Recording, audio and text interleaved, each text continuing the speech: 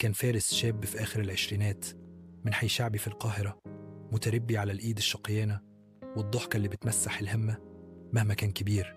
أبوه كان عامل بناء، اتوفى وهو عنده 12 سنة، وأمه اشتغلت في البيوت علشان تربيه وتعلمه.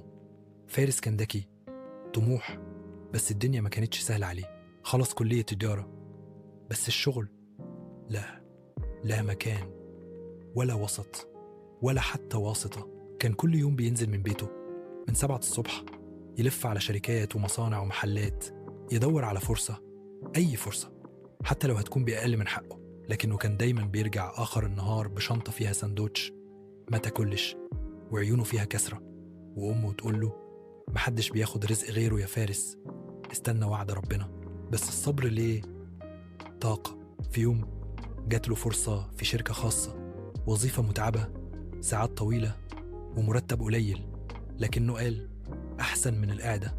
ابتدى يشتغل، ومع الوقت بقى عنده طموح يكبر ويثبت نفسه. بس الشركة ما كانتش بتقدر غير اللي معاهم واسطة. أصحابه اللي دخلوا معاه بنفس الوظيفة سبقوه، اتعينوا، اترقوا، وهو مكانه ثابت. يوم ورا التاني بقى يحس إنه بيشتغل علشان يعيش مش علشان يحلم. وفي وسط ده كله أمه تعب غريب ملوش اسم واضح. راحت للدكاترة، قالوا تحاليل، أشعة، فحوصات، والفلوس مش موجودة. باع تليفونه، سحب من جمعية، استلف، وساب شغله علشان يفضل جنبها. وفي ليلة من ليالي والدته بصت له وقالت له وهي بتنهج ما تزعلش يا فارس، أنا كنت دايما بدعي ربنا يرزقك فرحة تعوضك عن كل ده. وماتت بعدها بساعات بعد وفاة أمه.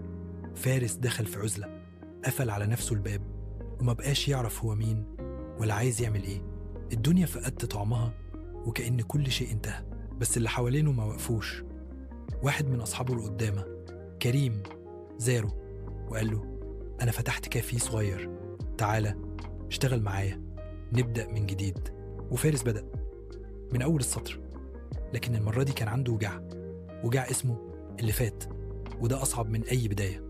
بعد سنة فارس بقى عنده خبرة في الكافيهات، وابتدى يحوش شوية فلوس.